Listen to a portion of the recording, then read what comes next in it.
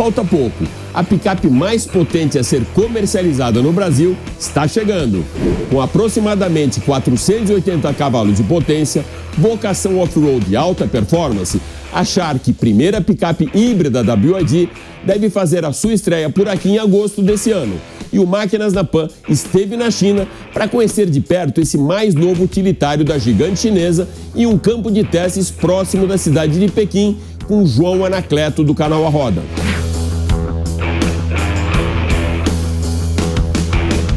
Aproveitamos também a visita à Terra dos Mandarins para conversar com a vice-presidente global da BYD, Stella Li, e mais. Depois das homenagens que prestamos ao nosso eterno tricampeão, que deixou as pistas há 30 anos, chegou a vez de Interlagos, nosso maior templo do automobilismo, que consagrou Emerson Fittipaldi, Nelson Piquet e que em 1991 foi palco da primeira vitória de Senna à frente da sua torcida. Foi também em Interlagos que o Máquinas na Pan participou de um podcast para comentar os 60 anos do Mustang, maior ícone de 4 rodas da cultura pop norte-americana. E para que você se sinta seguro, Boris Baer, presidente do Syncor, dá dicas muito importantes na hora de você contratar o seguro para o seu carro. Eu sou Alex Rufo e tudo isso e muito mais você vai acompanhar comigo nesses próximos 30 minutos aqui no Máquinas na Pan. Lembrando que agora você pode assistir o nosso programa também pela TV Jovem Pan News e pelas plataformas digitais da Jovem Pan. Então se ajeita bem aí no cockpit e aperte o cinto, porque o Máquinas na Pan dessa semana está só começando.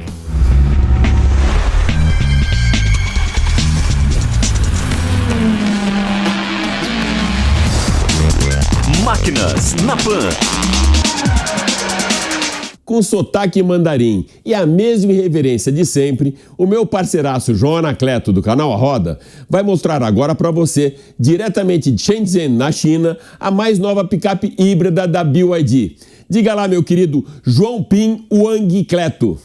Fala aí, Alex Wolff, eu sei que você foi para a China e deu uma consideração do Yuan Pro pro Dia das Mães. Eu também vim aqui para a China andar na BYD Shark, que vai ser lançada em agosto, bem pertinho do Dia dos Pais.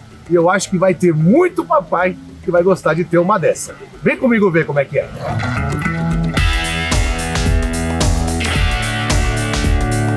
Picape BYD Shark tá na área, tá na mão.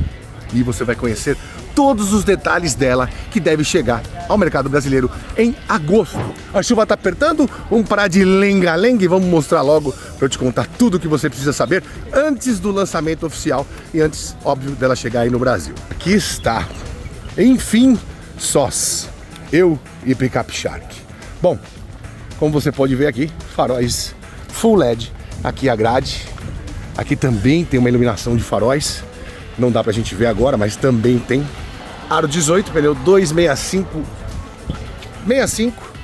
e pra quem tava preocupado com o tamanho, saiba que temos aqui uma picape com chuta 5,45 metros de comprimento. Como comparação, você tem a Ford Ranger, que tem 5,37 metros. Qual a capacidade volumétrica? Mas eu acredito que esteja próximo de 1.100 litros. Como você pode ver, chove no Pacaembu. Aqui, ó, já estamos com uma tomadinha mais parecida com a nossa, né? Não como tava lá no Baú Leopard.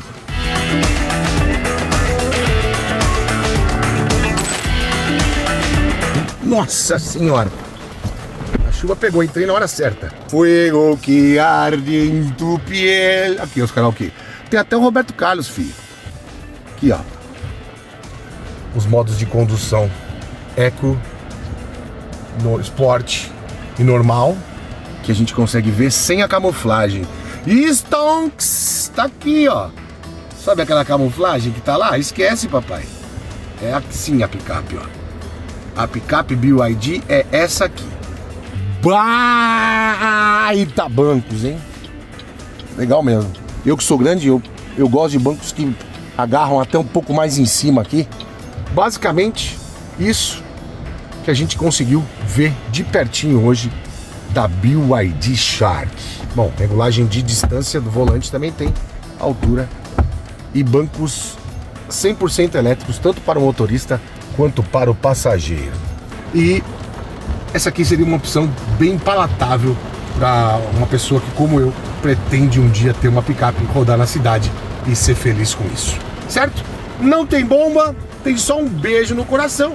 Aqui você está recheado de informação. Espero que tenha gostado. Em breve, vídeo de eu andando com ela nessa chuva mais ou menos gigantesca que está rolando aqui no sul da China.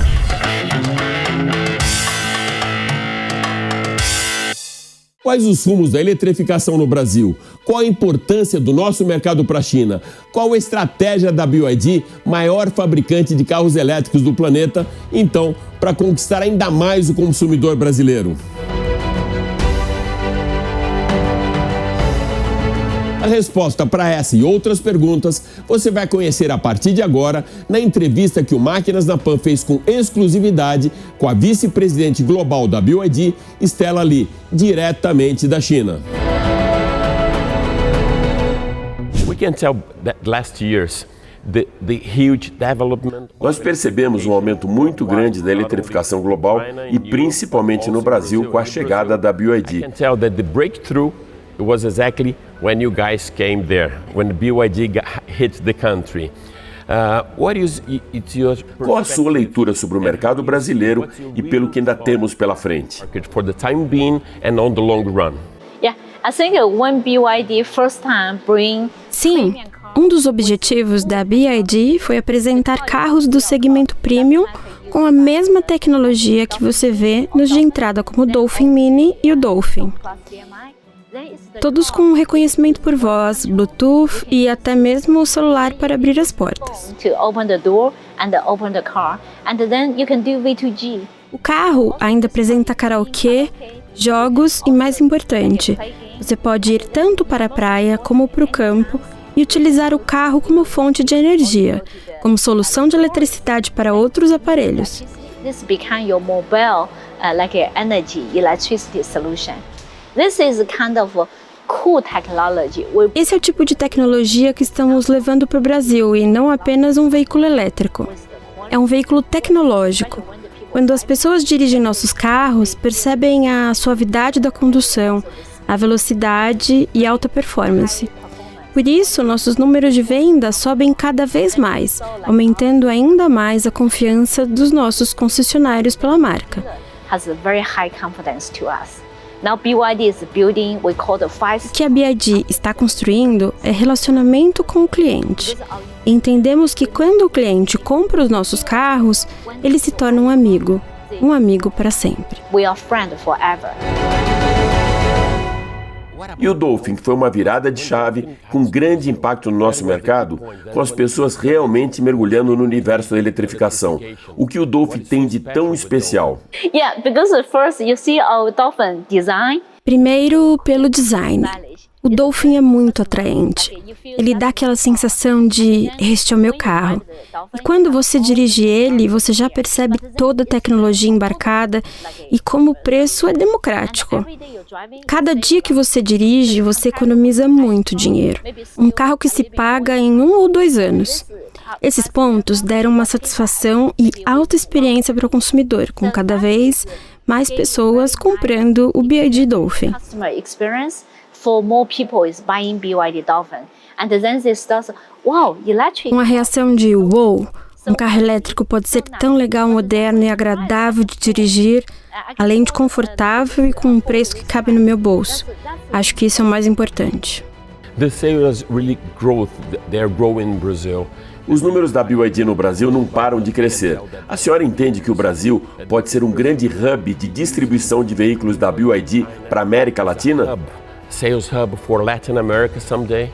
Yeah, so Brazil is not only Sim, o Brasil não é somente um bom exemplo de vendas, mas também para mostrar para o mundo inteiro que quando se tem um bom carro com qualidade e tecnologia pelo preço certo, os consumidores compram e impulsionam as vendas. Help to really buy the electric car, improving the EV penetration. But also in Brazil, we are building manufacturing here. Mas no Brasil, também estamos construindo a nossa fábrica na Bahia e fabricando carros para outros países também. Começaremos a produzir já no próximo ano. By end of next year, we can start production. Podemos entender a fábrica em duas fases. Na primeira fase, produção de 150 mil carros. 150, but we now decide we're going to do all two phases together. Depois, mais 150 mil. E sim, atenderemos outros países como um hub mesmo. We can service for other country in the Latam. Já temos os sedãs e os SUVs da BYD e a picape já está chegando em agosto. Quais as suas expectativas sobre a chegada desse utilitário no Brasil? Yeah, so the shock will be huge. Sim, o impacto será imenso. Você vai testar o carro e certamente ficará impressionado com a performance. Além disso, você poderá utilizar essa picape até mesmo como uma fonte de energia para energizar a sua casa, a sua fazenda. To power your house, to power your farm. And then if you run this car and then you can. E no sistema híbrido, combinando o combustível com o sistema elétrico, uma autonomia combinada de mais de 1.000 quilômetros. Isso faz uma grande diferença. Imagine, 1.000 quilômetros. Essa é uma característica bem importante. Com a mais confiável tecnologia que pode ser entregue para a indústria. A senhora comentou comigo que ama o Brasil. Como a matriz, o seu headquarters aqui na China enxerga a importância do nosso mercado? I think headquarters feel Brazil is most important. Nossa matriz vê o Brasil como um dos mercados mais importantes para a BYD. E essa é a razão de nosso grande investimento no Brasil. Já estamos trabalhando, inclusive, na próxima geração de veículos, que é bateria mais combustível flex. Brazilian ethanol industry and our technology. Poderemos utilizar a tecnologia brasileira do etanol e também ajudar nas pesquisas para que a tecnologia do etanol entregue o dobro de autonomia nos carros da BYD. Isso é o mais importante. Podemos também ajudar na maior utilização do etanol pelo mercado. Já estamos trabalhando com engenheiros brasileiros e talvez até o final do ano já poderemos revelar dados desse novo projeto. Muito obrigado, foi muito boa a nossa conversa. Muito obrigada. Aproveite a sua visita a Shenzhen. Thanks. Depois de uma prova experimental em 1972 em Interlagos e para valer em 1973, o Brasil passou a fazer parte do calendário da Fórmula 1. Quer saber um pouco mais da história de sucesso do nosso tão consagrado templo do automobilismo? Acompanha comigo. A primeira vez que os carros da Fórmula 1 alinharam no grid de Interlagos em 1972 não foi para valer, mas sim uma prova experimental que foi vencida por Carlos Reutemann para a sorte dos brasileiros, já que os pontos não foram computados para o campeonato. O argentino venceu, mas não levou. Essa prova teste valeu para que o circuito fosse aprovado para sua entrada no calendário da Fórmula 1. No ano seguinte, em 1973, Emerson, já consagrado campeão mundial, venceu a primeira prova válida do GP Brasil de Fórmula 1, repetiu a dose em 1974 e em 75, mais uma vez, um brasileiro no ponto mais alto do pódio, José Carlos Patti. De lá para cá, o Brasil só ficou de fora do calendário em 2020 devido à pandemia do coronavírus. São Paulo só não recebeu a Fórmula 1 em 1978 e de 1981 a 89, quando o circo foi transferido para o Autódromo de Jacarepaguá, no Rio de Janeiro. Assim como os circuitos de Baku, Marina Bay, Circuito das Américas e Yas Marina, o Grande Prêmio do Brasil é um dos poucos a ter sentido anti-horário. Durante todo o ano, você força mais um lado da musculatura do pescoço e outro lado menos. A única diferença algumas vezes é o pescoço, já que sempre rodamos no circuito horário com o esforço de um lado e depois com a situação contrária. Honestamente, não sinto diferença. A última sede do Grande Prêmio do Brasil, o Autódromo José Carlos Patti, recebeu inúmeras reformas, melhorias e adaptações ao longo dos seus 77 anos de história. As principais intervenções se deram nos anos de 1979, 90 e 2000. Em 79, passou a ter 7.873. Já em 1990, a reforma mais abrupta da história do circuito, ficando com 4.325. No ano de 2000, a pista foi adaptada para sua extensão atual de 4.309 metros. O Grande Prêmio Brasil foi o palco da decisão de 5 títulos mundiais. Em 2005, pela primeira vez, o GP Brasil decidiu e também teve a primeira conquista do espanhol Fernando Alonso. Na temporada de 2006, Alonso tornou-se bicampeão novamente em Interlagos. Felipe Massa foi o vencedor da corrida e quebrou um jejum de 13 anos sem vitórias brasileiras no GP Brasil.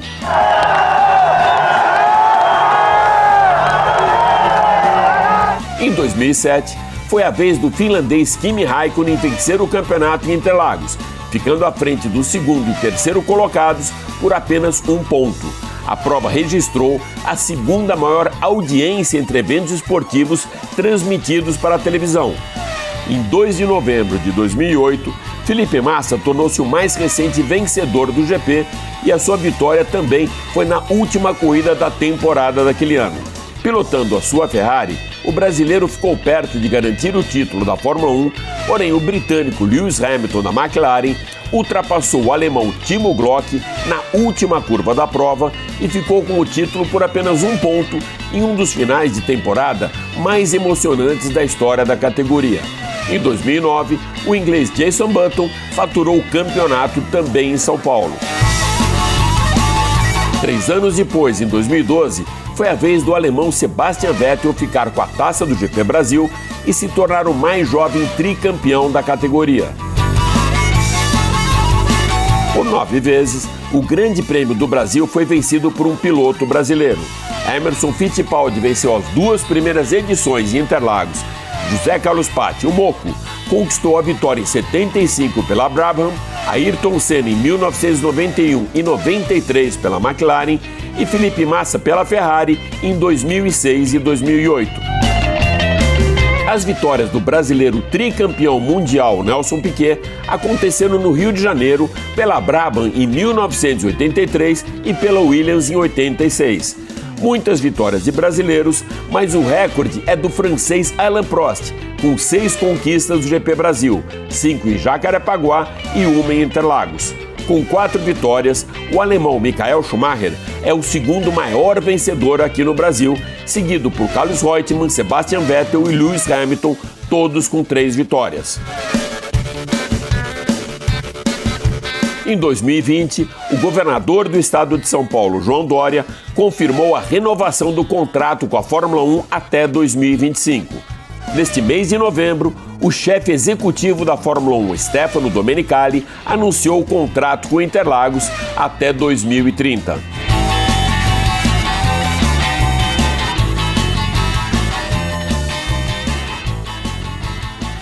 E agora, com o estúdio avançado, o Máquinas na Pan continua em Interlagos para mais uma celebração, os 60 anos do Mustang.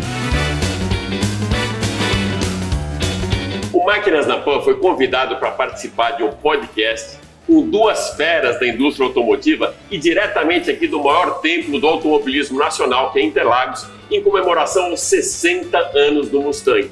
Então essas 2 feras que me convidaram, primeiro, Alex Machado, que é diretor e engenheiro da Ford para a América do Sul, vai contar muita história para a gente, e o eclético multiplataforma Jorge Moraes, que é UOL, é CBN, ou seja, é o meu mestre, um cara com quem eu sempre aprendo muito da indústria também. Então, a gente vai falar de racing, vai falar do Mustang, vai falar de produto, vai falar de tendência e do que vem aqui para frente, não é isso, Alex? Exato, vamos lá. Falando do templo nosso do automobilismo. E tem uma ligação muito grande com a Ford.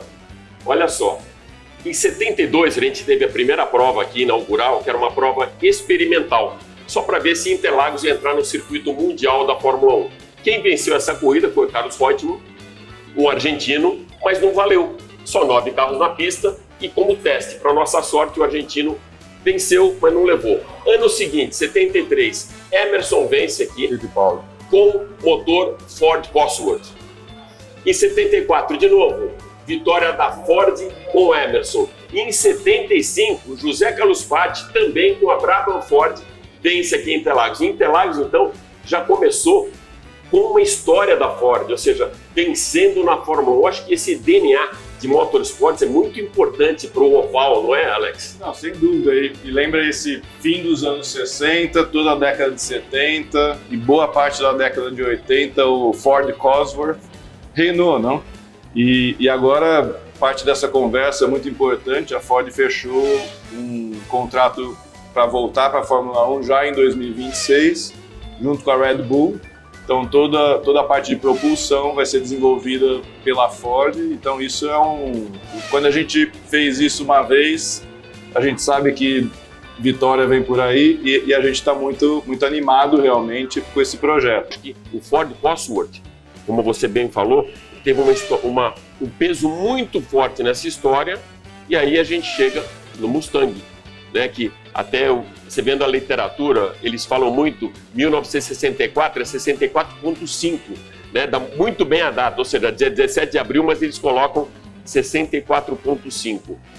Eu queria que você colocasse pra gente a importância do Mustang na história da Ford, ou seja, o que é mais relevante desse ícone, que para mim é um dos mais emblemáticos muscle cars. Quando você fala em muscle car, acho que a pessoa primeiro se remete ao Mustang, né? Mas na história de produto, o que isso agrega para o produto? Vamos começar pelo Mustang, né? 1964. Por que isso foi um marco para a Ford e a indústria inteira abriu o olho depois que isso aconteceu? Porque não existia nada similar a isso em 1964. Um esportivo pequeno para os padrões americanos, né, com esse sex appeal, essa que é a grande verdade. O que aconteceu? Havia uma previsão de se vender 100 e poucos mil veículos e em um período de um ano, em 18 meses se vendeu 1 milhão de veículos. Então, e não era um veículo, como muitos pensam, para o homem. O que aconteceu? A primeira pessoa que comprou foi uma professora de kindergarten, de escola fundamental. Foi a primeira cliente que comprou. Então, assim, era algo que, se você fizesse uma pesquisa de mercado, os clientes não iam saber o que eles queriam. E isso é muito, muito distinto, certo? Quando uma marca consegue transcender isso e falar, eu não vou perguntar para os meus clientes o que eles querem, mas eu vou antecipar o que meu cliente quer, mas ele não sabe o que ele quer. Então, o Mustang foi muito disso ali naquela primeira década, né?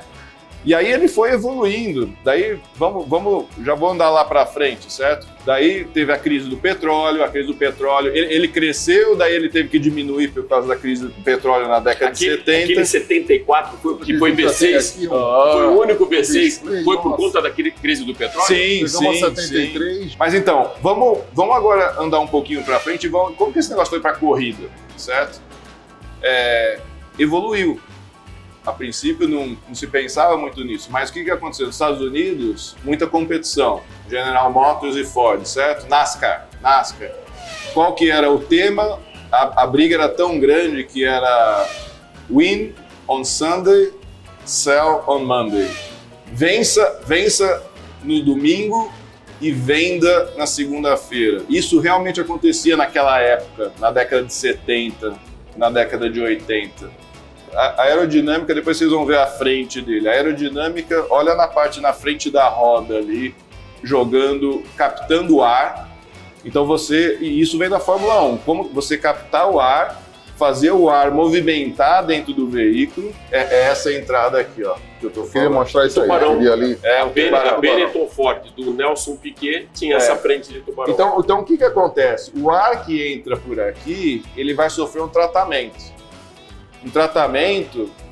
para que ajude na aerodinâmica do veículo. Interfere no CX. Resfriamento dos freios. E é isso que é importante, resfriamento dos freios. que ele gera uma zona de refresco na caixa de roda. Porque se você pega um carro desse e pega uma pista dessa, dá 3, 4 voltas no limite com um carro de rua, o freio não vai aguentar. Com essa refrigeração, ele vai mais longe, tá? Mas a gente, quando fala de Mustang, a gente traz muito à tona também a paixão, né? Durante a coletiva, o Rogério Gofarbi pontuou muito bem, inclusive, os filmes. Mandar um abraço para o meu amigo Rogério Gofarbi. Abração, viu? Pontuou o recado que viu. Pontuou muito bem a história de os filmes com o Mustang acaba roubando a cena, ou seja, acaba roubando o protagonismo. A gente viu isso em Bullitt. Quando você fala do Steve McQueen, talvez o cara não lembre o nome do filme. Quando você fala Bullitt, na hora ele marca. Gone in 60 Seconds com o Nicolas Cage, a mesma coisa com o Eleanor, né? Então são carros que viraram emblemáticos. Uma história que eu fui atrás, achei muito interessante, Jorge, como que também o Mustang entrou na Europa. A maneira de entrar na Europa, porque a Europa sempre foi um mercado muito fechado em cima de super esportivos, Ferrari, Lamborghini, aquela coisa toda. E teve um filme que marcou uma época de 66, não sei se vocês vão lembrar, vocês não eram nascidos ainda, chamado Um Homem e uma Mulher, de Claude Lelouch, e protagonista Jean-Louis Trintignant e Anouk Aimée. É uma memória. Ele escolhe, para o filme, o ator escolhe, ele é um piloto de corrida, e na Europa, ele morava em Deauville, que é da costa da França, ele escolhe o Mustang. E ficou famoso, Mustang 184, para protagonizar o filme. E o Claude Lelouch fala, peraí, a gente vai ter uma briga aqui com patrocinadores que são as indústrias europeias. Eu preciso desses caras. Ele fala, não, é minha paixão, pode mandar conta para mim. E o sucesso do filme foi enorme. A cena, ele, num Mustang conversível, andando na areia, até hoje é assim, qualquer trecho que você veja desse filme, o homem ou a mulher, o trecho que mais aparece é ele na praia, no Mustang conversível, acelerando quando queimei, dando cavalo de pau, aquela história toda. Então eu acho que o Mustang, ele criou uma descultura emocional, não só fechado no continente norte-americano. Muito obrigado, Alex. Mais uma vez, Alex, foi massa.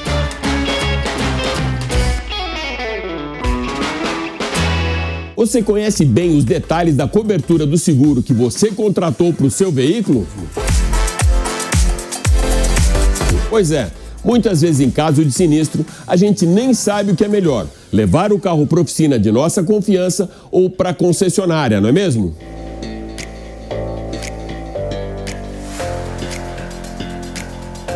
Para ajudar você a tirar essa e outras dúvidas, nós vamos conversar com o presidente do Sindicato dos Corretores de Seguro do Estado de São Paulo, Boris Ber.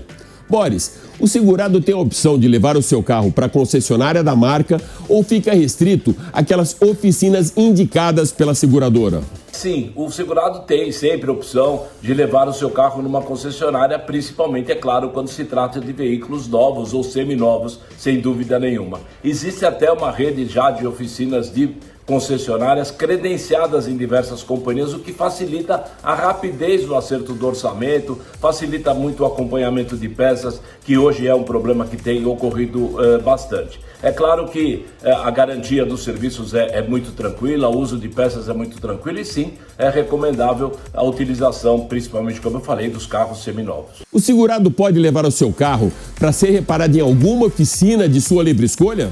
Alex, existe a possibilidade do segurado optar por oficinas credenciadas pelas companhias ou mesmo oficinas de livre escolha do próprio segurado. Ele tem lá uma amizade, uma confiança, ele pode escolher essa oficina. Essas oficinas de livre escolha têm um trâmite um pouquinho mais demorado. Depende de uma vistoria do vistoriador da companhia, do inspetor da companhia, o orçamento está pronto, às vezes dá um pouquinho de demora no acerto de preços, mas existe sim essa liberdade. Porém, existe uma rede de oficinas credenciadas, pré-aprovadas pela companhia, onde a hora de trabalho já está acertada, o trâmite já é muito mais fácil, já existe uma transmissão digital de fotografias, etc. e tal.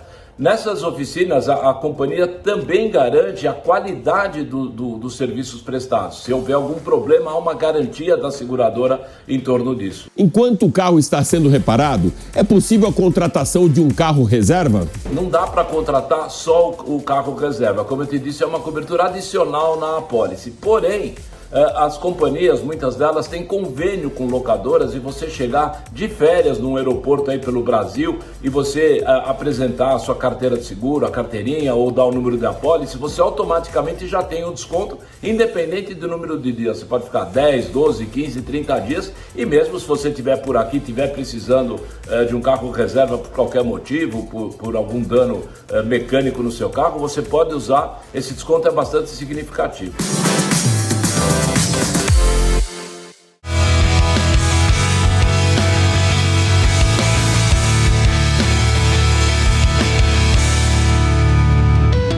É isso aí. O Máquinas da Pan dessa semana fica por aqui, mas vale lembrar que você pode acompanhar toda a nossa programação em vídeo pela TV Jovem Pan News e pelas plataformas digitais da Jovem Pan. Super obrigado pela sua audiência e até a próxima. Valeu!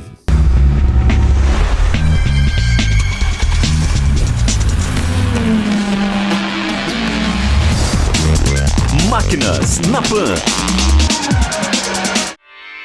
Realização Jovem Pan News.